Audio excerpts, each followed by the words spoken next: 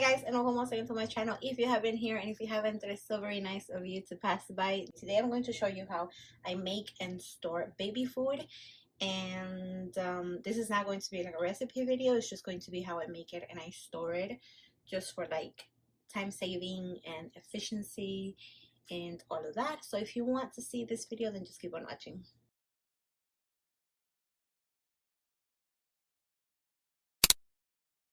Alright, so today we're going to focus on two things. We are going to be making peas. There are the peas.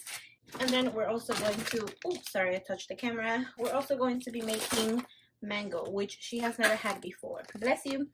Which she has never had before. So this is going to be super exciting. This is what I use to make baby food. This is the Cuisinart baby food maker and bottle warmer.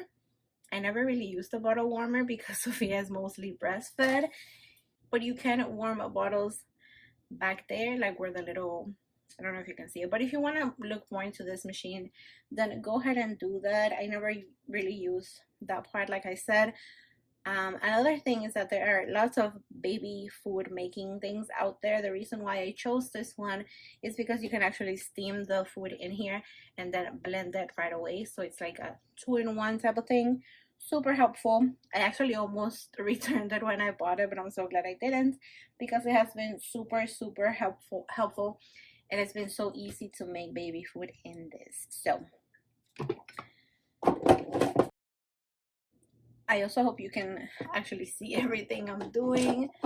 My little phone is on a tripod on top of the counter, so yeah, I just hope you can see it. So we're going to be making peas first. Let me actually put this in the fridge because it may take a while and I don't want this to thaw. So the machine brings this little cup back here. That's actually what you use for warming bottles. And then this is a measuring cup. And then it also brings like a little booklet where they tell you how to make each vegetable and each fruit and how much water to put for each one. So I'm just going to grab the water that I need for peas. This is the little booklet that it brings, and for peas I need 175 ml, so I'm just going to grab that real quick. Also, the more you use this little machine, the more you'll understand it. So for example, for the peas they say 175. Don't want the food too runny, I want it a little thicker, and so I don't use as much water as they recommend. I'm only using 150. And then you pour the water in the back,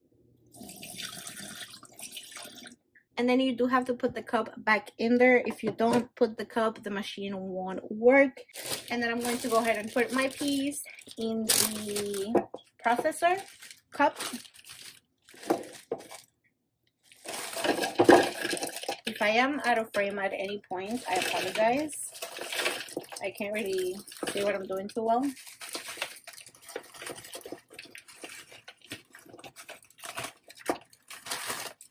So there we have 2 cups of peas. I'm just going to cover the cup container. What do we call this? I don't know. And then you place it right in this spot. You go ahead and close it. Make sure it clicks like that, and then you just turn it to steam like so. It's going to shut off whenever it's ready. You don't have to time it or anything. Just as soon as you see that the light goes off, it has been steamed. And then while that is steaming, I'm going to just go ahead and show you what I use to store the food. So I got these little ice cube trays on Amazon. I'm going to have everything linked down below so you can easily get it. So these come in a pack of 3. They look like this. They're just like regular ice cube trays, except they have a top, and then they have these little silicone bottoms so that you can just push it and get the cubes of food or ice out, and it is super easy. And then I got these labels also on Amazon that are erasable. So they bring this marker and this eraser, so I can just erase the marker of the label like so, and then rewrite it and keep using it. So that those 2 things have been like a game changer. And so once the food is ready and blended, I just pour it in the trays, put it in the fridge, wait for it to freeze. I usually do it like overnight, or I wait at least like 4 or 6 hours. I would say overnight is like the best way to go. And then once they are completely frozen, I just use quart size bags and I put all the little cubes in here. I'm going to show you the food that I already have so that you can see what that looks like. So here I have some pears that I made last week.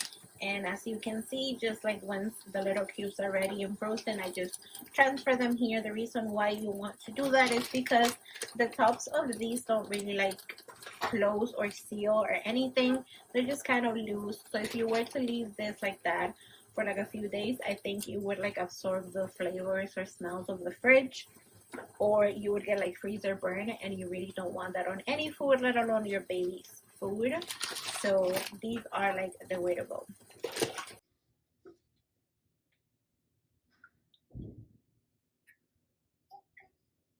Okay, so now that the light has shut off, as you could see, I'm just going to go ahead and blend it. So you want to pulse it a little bit. The book will tell you to do this. At this point, by the way, I'm going to either lower the volume or just mute it completely because this can get a little loud. Just a little bit of a warning.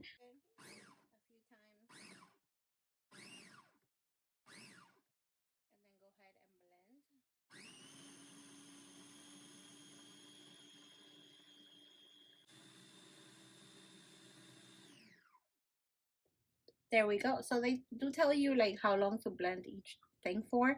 I just kind of watch out on the sides to see if I see any chunks. If I don't, I think it's pretty much ready. Be careful when you open this because it is steamy and it can be a little hot.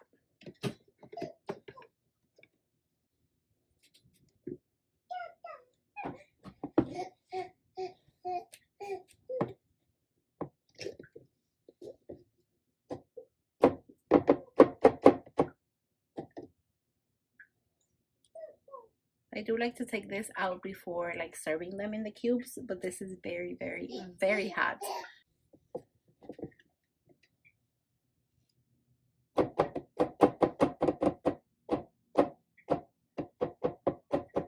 Alright, so here's my tray ready to go, and I'm just going to start pouring into the tray. This one turned out a little more watery than I would like, but if it was as like chunky and creamy as I wanted it to be, I would be using a spoon.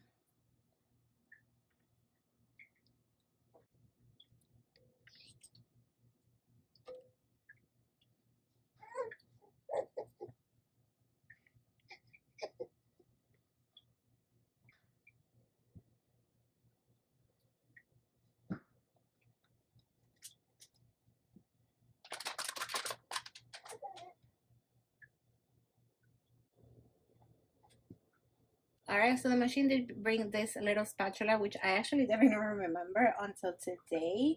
But you can use this to like scrape the sides of the bowl or anything like that. I'm just going to kind of clean up this tray. It's never going to be perfect, but you get it. Okay, so now that this one is complete, I just covered it with the top, and I'm going to put it in the freezer, and then tomorrow I'll show you what that looks like once it's frozen and when I am transferring it to the bag.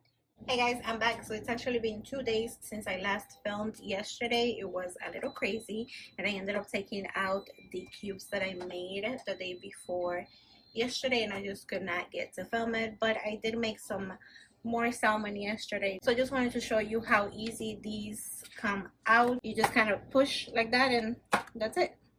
They come out super easily. And here we go. Ooh, there we go. And that's it. Once they are out, I just take my Ziploc bag. Yeah, like I was saying, this is not really about recipes, but I make the salmon with just a little bit of garlic powder and a parsley, and she really seemed to like it. And then I just transfer that to the bag. Super easy, just like this. And there you have it. Let me actually show you the mango. I ended up making so much mango. And here is the mango and the peas that I made the day before yesterday.